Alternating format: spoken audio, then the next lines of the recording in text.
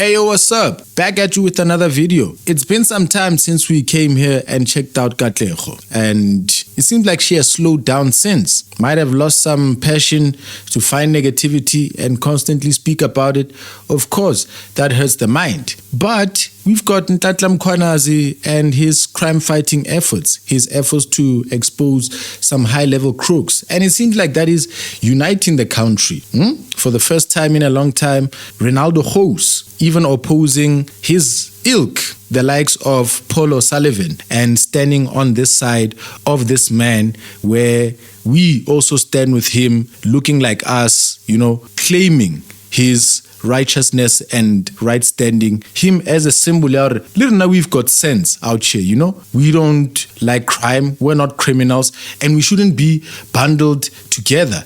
You remember, Katlego, back when you and I had an issue. I had an issue with you and your video where you quoted the man there saying that South Africa has a black man problem with regards to crime. And you took those words to mean that South Africa has a problem with black people.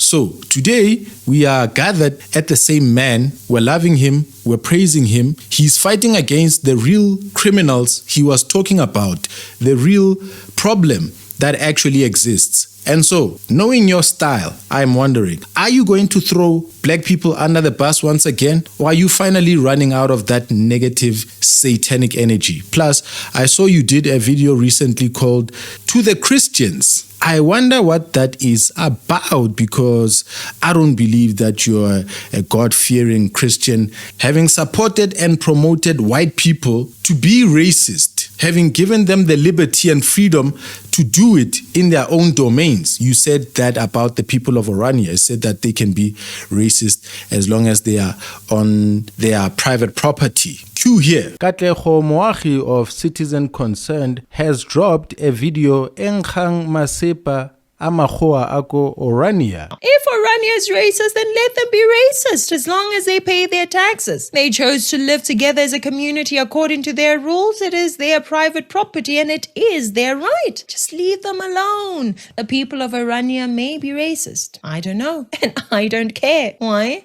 Because it's their land. They're not doing it on public property that my taxes contribute to. It's their land and they should be allowed to do as they please on their land. And so we're back now to come and check you out, and we'll be here to see what this Christian video or what message you have to the Christians when you've promoted sinners. Now let's get into your video. It's called Patriots versus Traitors. General Mkhwanazi exposes police corruption. Where is President Ramaphosa?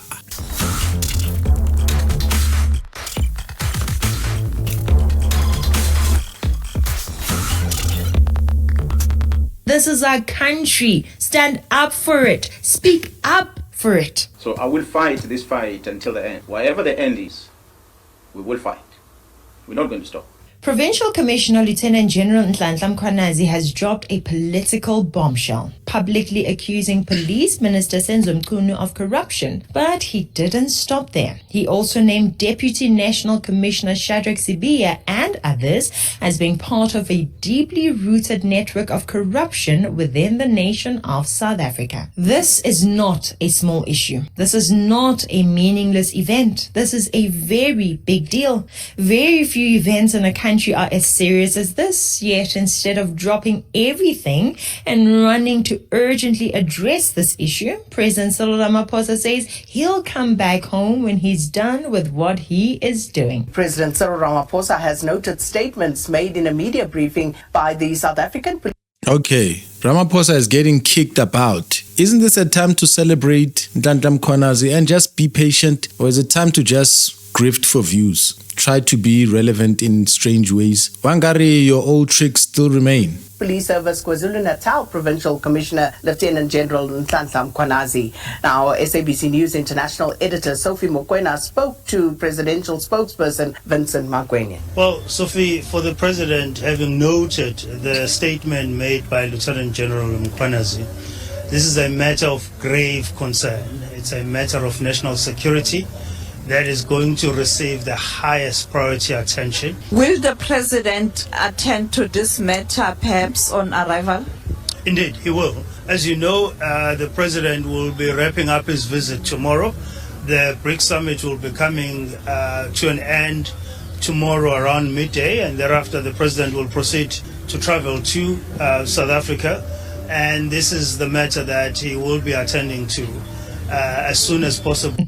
She's laughing. If Katlego is aligned with the Israelis and the Americans who are anti-BRICS, is she suggesting that Ramaphosa should have quickly got on a flight, ran here, disappoint world leaders that he's gone to meet? Wouldn't they say that he wasted the taxpayers' money going there and coming back when he could have just come to attend this when he comes back? Do presidents really carry that much importance? Can't we be dealing with this? Fikile Mbalula is currently dealing with this. When Ramaphosa comes, he will come and not just address it, but swiftly act. When he arrives, we may come to find that omopapetsi and you ran ahead. Don't you think? Or are you just trying to suggest that Kwela nonsonseo, leave that rubbish and run back home, the rubbish being BRICS? We're coming to you now at 1.5x speed. Is that too much? Let's do 1.25. As you know, I always make an example about a country being like a family.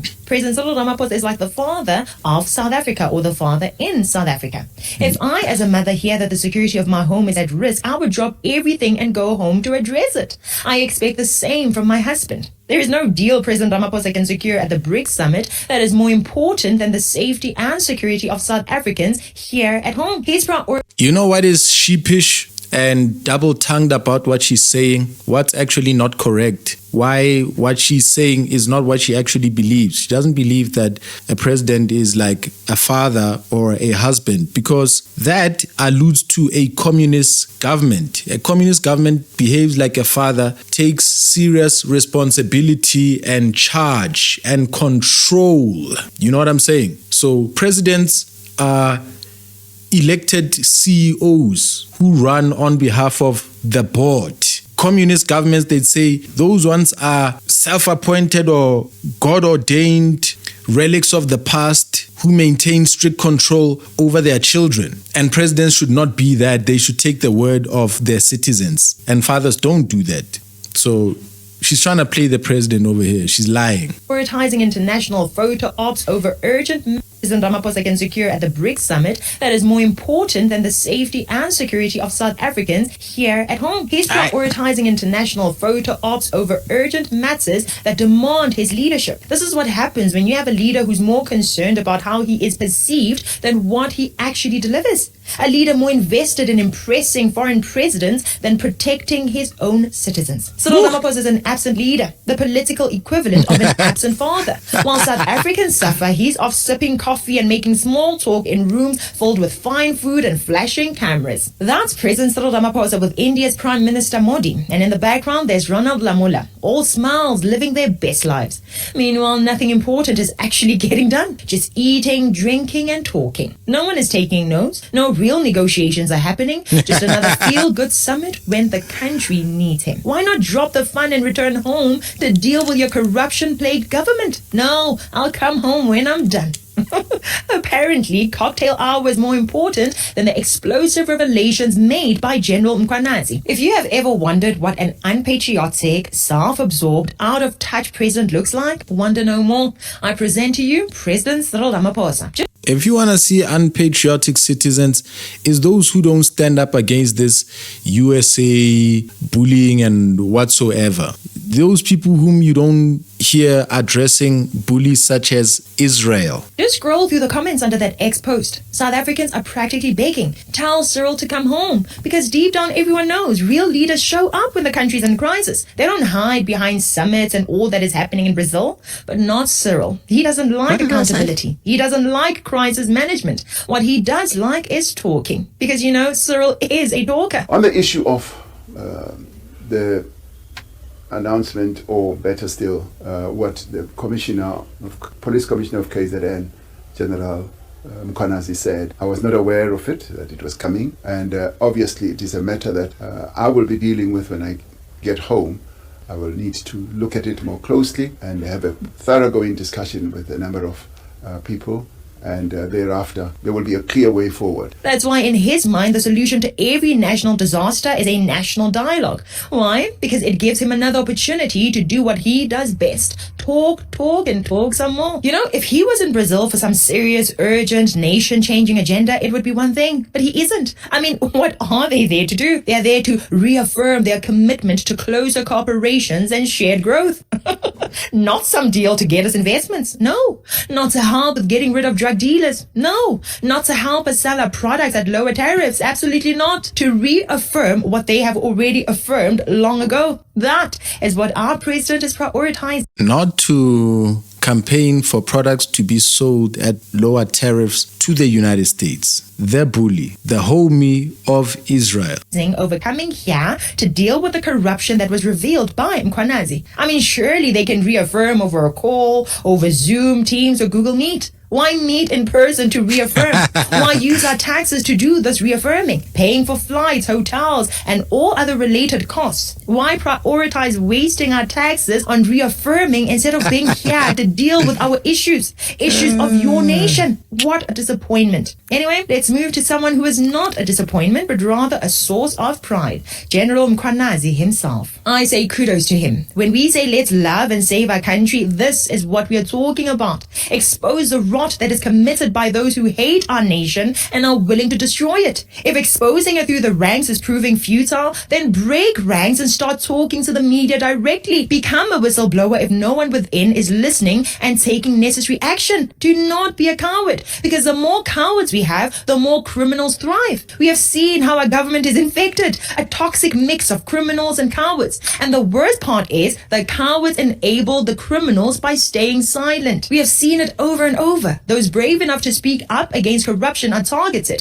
They are threatened. They are silenced. Some even end up in the mortuary. And once one voice is silenced, 10 more go quiet. That is a strategy. Intimidate a few and then control the rest. But here's the truth. They cannot silence all of us. Not 100, not 1,000, not 1,000,000, not 60 million South Africans. This is our country. Stand up for it. Speak. Ayo Katlego, in my comments there, they say that you and Ronaldo Gous have the same talking points. Are you an APEC influencer? What is your position on Israel? Have you ever been there? Do you like it? What reasons do you have to like Israel? Do you have any opposition to them whatsoever? Are you opposed to anything that they've ever done? I'd like to hear that off the radio, please. On the radio. Up for it. Silence only protects them, not you. If you know something. Say it boldly, say it publicly, because speaking up is your real shield. Silence only gives them cover to strike. Did you see just how they were shaking in their boots just minutes after Mkhwanazi had his media briefing? Think about it. If, God forbid, anything happens to Lieutenant General Mkhwanazi, who will we look at? The ANC, Senzo Mchunu, Shadrack Siya, Becky Cele, Brown, Vusimuzi, and every other compromised official that he named. The more public the truth, the harder it is for them to hide and execute their silencing. Sometimes we think that speaking up is dangerous, but in truth, it's how we protect ourselves. Silence doesn't save you. It buries you and the rest of our nation. We know the famous saying, right? For evil to triumph, it is only necessary for good men to do nothing. The more good men and women remain silent due to fear, cowardice, or what are you saying about Israel and people getting killed there? What does your husband say? Is he silent? Is he speaking on those things? I'd like to listen on the radio. Given indifference, the more evil men and women triumph. The higher the chances of our country becoming a gangster's paradise. Fellow citizens, we are halfway there already. We all know drug dealers on our streets. I know one on my street. Some neighborhood children came to report to me about drug dealers on their streets. Do you mean to tell me that our police, whose job it is to find these kinds of people, have no idea that there are drug dealers on our streets? A TV show called Sizaktola goes from province to province to capture drug dealers, and you mean to tell me that the police do not know about them? Really? Have you not felt that we might be changing ministers, but there has been no real change on the ground? Over the years, as long as it has been ANC, we know that different people have been occupying the police minister and commissioner positions, and yet you don't see any change on the ground. Minister after minister, commissioner after commissioner, but everything remains the same. Everyone knows that when there's new management, things change a bit. Even in the corporate world, we have noticed that if you get a new manager to lead you, they will bring a bit of their own energy, right? but are not in government. No, everything has been staying the same over and over again. Guys, Mkhwanazi's accusations are not science fiction. We know for a fact that all citizens know very well that the police have become corrupt.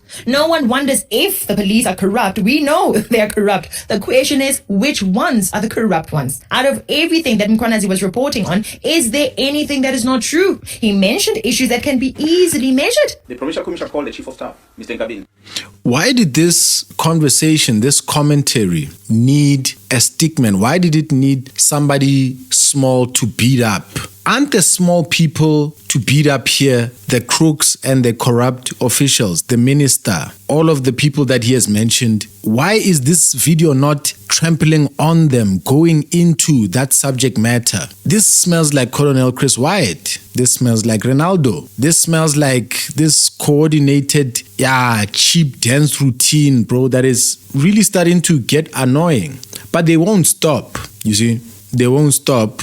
In the United States, in fact, they doubled down. The fight between the left and the right, the propagandists over here and the propagandists over there, they all just doubled down. The Chief of Staff of the Minister of Police and asked the Chief of Staff, who is this Nhlanhla? This Nhlanhla seems to be traveling with the Minister to Lusikisiki. Who is he? Because I've never heard of him. The response from the Chief of Staff was that Mr. Nhlanhla is an associate of the Minister, but is not employed in a department. That's when I got a confirmation about Mr. Nhlanhla. He named a entrepreneur who was in cahoots with the Minister of Police, and he says there's digital evidence to prove it. The evidence has been found in the cell phone of Mr. Vusimus, also known as Kat Nhlanhla, which shows the communication between Mr. Nhlanhla and the Minister of Police, Mr. Senzomtu. I must highlight that this Mr. Vusimuzi Kat Nhlanhla is an individual who was awarded a police contract of over 360 million rand in 2020. Further analysis of the chats indicates that Vusimuzi Kat Nhlanhla is financially supporting the Minister of Police and Mr. Nhlanhla's political endeavors. This is supported by the evidence of conversation and the proof of payments of guests for January 8 traveling costs and the Ghana dinner. There are people who are able to check if that evidence is real. Let it be checked, and once checked, come back and tell the citizens and take necessary action, whether to punish Mkhwanazi for making false claims or arresting the relevant people if Mkhwanazi was telling the truth. Easy.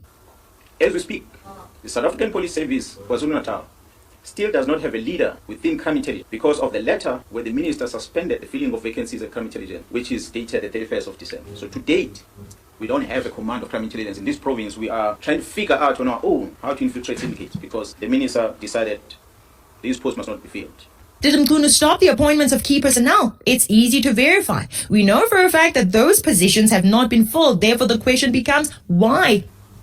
On the 26th of March 2025, this year, a total of 121 case dockets that were under investigation were taken away from the task team as directed by a Deputy National Commissioner Crime Detection, a Lieutenant General Sibia, who was acting on the instruction of the Minister of Police to disband the team.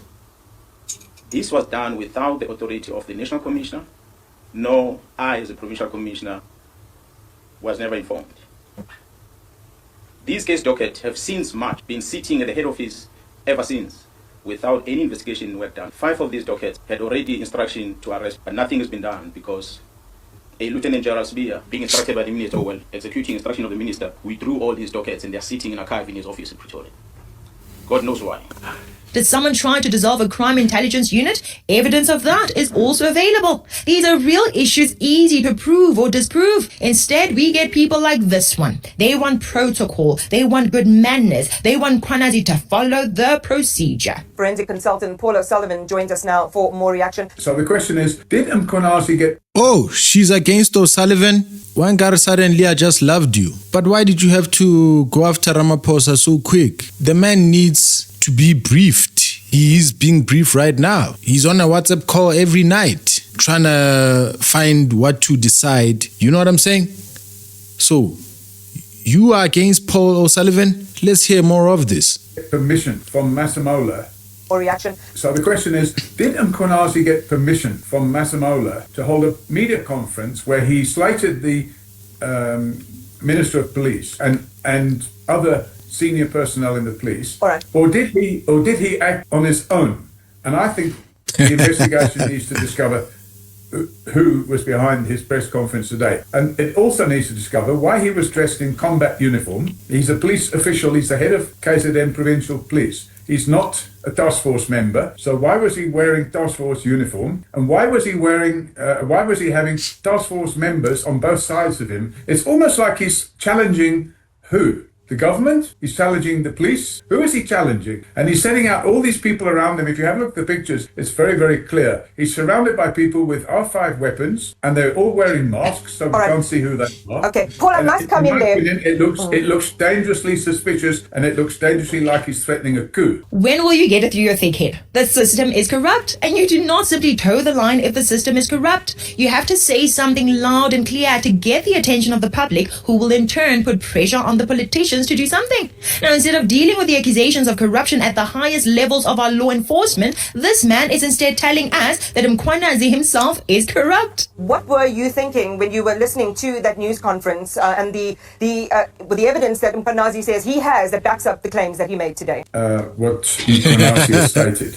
Let's go back to the year 2012. In 2012, Mkhwanazi was the acting commissioner of police, and he never became the commissioner of police because he was found unsuitable, and he eventually ended up as the commissioner of police for KZN. At the time when he was commissioner of police, Masemola, that's the current chief of police, the current commissioner of police, Masemola was the acting head of crime intelligence. And when Masemola was acting head of crime intelligence, Mkhwanazi approved the unlawful expenditure by Masemola of 35 million rand of public funds on buying luxury car, and that was in the early part, the first quarter of 2012. Now, if we bring it a little bit further forward, both Mkhwanazi and Masemola joined a police supplier on an overseas trip, and the pair of them came back with Louis Vuitton. It's a very expensive ladies' handbag. And the pair of them came back with a gift from the police supplier, being a Louis Vuitton handbag. And from what I can gather, neither of them disclosed at customs the fact that they had in their possession a gift worth somewhere between 70 and 100,000 rand each. And then what did they do? They probably gave these bags to their wives. Imagine, instead of addressing what is before us today, you want to take us back to 2012. Really? Now, let's just say O'Sullivan's accusations are true. Does it mean that whatever Mkhwanazi is saying now is meritless? Was Mkhwanazi lying on the 6th of July 2025 simply because he received a Louis Vuitton bag in 2012? Was he? Where did you report the case regarding the Louis Vuitton bags? And what happened to that case? If Mkhwanazi is corrupt, we should also get rid of him. But the accusations he made against the police minister, the deputy national commissioner, and others still remain. And the question is, are they true or are they false? If he's corrupt, we should also address his corruption and deal with him. But right now, we're dealing with the current matter at hand. Let's all look at the accusations from Mkhwanazi and address them. We cannot ignore this simply because someone did not follow the right processes, simply because he's wearing combat or special forces uniform. This man is talking absolute nonsense, I tell you. This is the same man who said Cyril Ramaphosa was being framed for the Phala Phala issue. But let's get back to the issue at hand here. What we do know is that Arthur Fraser, who you have laid criminal charges against, has exposed something that happened at Phala Phala, which is now threatening Cyril Ramaphosa's presidency. The Financial Times of London this morning was reporting on it. We have had a report into it by two judges and an attorney who say that he has to answer charges. Given the closeness that you have to this whole saga, how are you reading that part of it? Sure, he's not going to resign irresponsibly, but James Mkhwanazi told a radio station that Cyril had told him he would resign because of the whole Phala Phala mess. Yet that is, whether it's responsible or not, it's a possibility. This is a message I sent to somebody who is extremely close, and I know is extremely close to Cyril. And I sent this at 5 o'clock last night when I read this article on News 24. I said the following to him. I said, make sure Cyril knows he will plunge this country into chaos if he resigns. He did nothing wrong, and he must stay and captain the ship. Speaking up in defense of rotten people seems to be a thing that this man is fond of. Pathetic. And yet he keeps being invited to give his input as an expert. He claims some of Mkhwanazi's claims are false. Now, if we take it to the present day, we have Mkhwanazi, the Commissioner of Police for Natal, suddenly calling a press conference. And in that press conference, he dishes the Minister of Police. And he makes a lot of allegations in that press conference. And although he only made those allegations at midday today, I've had an opportunity to go through them. And some of them, the ones that I have been able to go through and ascertain, I'm satisfied that they're false allegations, which means Mkhwanazi is on a mission of his own. Which ones? Well, let's hear it. I want to go back. You said that even though it's been a few short hours, you managed to go back and look at some of what Mkhwanazi presented to the public today, and you have established that some of those are false allegations. Just enumerate for us, Paul, which ones you say, even just with a quick investigation, do not stand up to scrutiny. Well, there's a number of them, and I don't think I want to go into them. And the reason why I don't want to go into them is because Mkhwanazi has acted unlawfully. He's put in the public domain details of criminal investigations which are still ongoing, and that's unheard of. I'd rather not say. Can you believe this guy, huh? Imagine protecting people who are in the wrong and finding fault in the brave patriots for not following protocol. So in case you're not aware, we are in a country where people have been getting deleted for trying to address issues in private, keeping things internal and so forth. This is not an internal matter. This is a matter we all should know about. This is a matter involving our security, our taxes, our safety. So internal for who? Don't keep it hidden simply because that's what protocol dictates. Procedures are sometimes there to keep the public in the dark, and the dark is exactly where the criminals lurk. Criminals thrive on secrecy. Ministers and commissioners will claim that this is top secret, and criminals hope that you keep everything top secret. South Africa, we need whistleblowers. We need men and women ready to stand up and fight or die for their country. In this whole country, I know we have more people who can speak up, and they should. I, fortunately, am a citizen in this country. My families are spread across different provinces. So it is my duty and the fellow police officers to protect them. So I'm not going to surrender their freedom. I'm not going to surrender their safety to anyone. So I will fight this fight until the end. Whatever the end is, we will fight. We're not going to stop. We've got family members, brothers and sisters. We've got children. They deleted Babita Deokaran. Just a few weeks ago, an Ekurhuleni auditor, Mpomolefe, was also deleted. Deleted for what? Possibly for doing his job. When you go head on with these people, you must have some contingency plans. Have a plan B just in case they delete you. Give a relative a bunch of files that they can only open if something happens to you. Files that can be sent to Citizen Concerned, Daily Maverick, Morning Shot, 360 Experience, etc. Be ready for war, guys. What Mkhwanazi shared with South Africa must be... Daily Maverick. Isn't the Daily Maverick busy exposing Israel? How is she standing with them? What is Katlego's actual position in all of these? I mean, she has to state something about Israel, but is she pro-Israel? Did I get that? Did I assume that myself? If she's urging South Africans to bring news and tip-offs to her 360 Experience, Thomas Mabaso, and Daily Maverick, what is the connection? Which side is she on? Is she throwing flares so no one can understand? Because Colonel Chris Wyatt has mastered that double speak, fork tongue, speaks this way and speaks this way. Racists can be racist, and then next time you're talking to Christians. Maybe she's just a fraud in total, a grifter. Followed up by an investigation and arrests. Jail time, jail time, jail time. Nothing less. Now, do you remember when another general from the military called out the politicians regarding the poor state of the military? And I'm appealing to the politicians that are here, that next time you sit down and debate, think whether you are protected or not. Because that grant that you're giving to the people out there, the education of your children and everything else will not materialize if you're not protected. I'm sure many of you know that we are sharing our grants for the poor with people who are not supposed to share the grants. And that is because we are not protected. Our borders are porous. And they're porous because you, the politicians, have decided you want a Mickey Mouse defense force. I'm sorry to say that. What did the foolish ANC people start saying? Because we can't have generals who speak recklessly like this. We know. In our countries, generals can't speak as they wish because a general is a person of privilege who has the military capability and capacity to cause instability in the country. Because a general speaking like this creates a trust deficit between the system or the establishment and the public. So for a general to say like this means the country is in trouble. He needs to explain more. We need to get his competency level. We need to understand how he qualified to be a general if he does not know his responsibility. What he's saying is correct, but it did not have a sense of occasion. Where he said it is wrong, and secondly, and it's wrong for it to be said by anybody wearing a uniform. There must be protocol, there must be decorum, there must be doctrine. We're running a national defense force. Hey yo, Michelle likes cat. Yo, Katlego, I got somebody in the chat. We call him Lee. He likes you. I don't, but I do sometimes. I'm just worried about your soul and eternal condemnation for promoting racists. to be racist. Protocol, follow procedure. There must be decorum. Right now, Mkhwanazi said something, and instead of saying heads must roll, here's the ANC Youth League leader opening his mouth for the flies to come out. Days of statements and populism have ended. If he has got evidence on them, must arrest them. We're not a country of lawlessness. We don't want statements. We don't want press briefings. We want people to be arrested. If you are doing crime, you're putting drugs in our country, you're working with criminals, arrest them. We don't want commissioners that are becoming politicians. We want commissioners that act. His role as a commissioner of police is to arrest those who do crime. Now, we don't want him to be a pop star. If he wants to contest politics, he must come to branches of the ANC and contest. But if he wants to be a commissioner, he must arrest those who do crime. We don't want statements, we want arrests.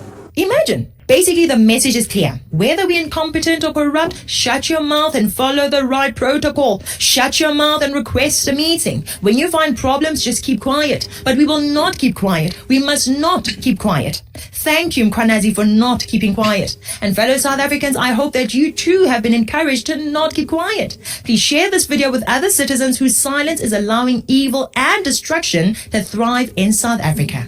Thank you so much for watching. I'm Katlego. This is Citizen Concerned. And until next time, beware of the comrades. Hey, yo. There's Katlego over there. We'll figure her out little by little, piece by piece. Uzovela. We know for sure that Ramaphosa is not in the wrong to be at BRICS, attending to his current work, and he'll be back to attend to this. But we've agreed quite a lot in this video, and so Nhlanhla Mkhwanazi is uniting us, but because of a divisive, paid-for spirit that Katlego must maintain, she had to kick Ramaphosa and BRICS. I'll see you in the next one. I hope I told you to like, comment, share, and subscribe.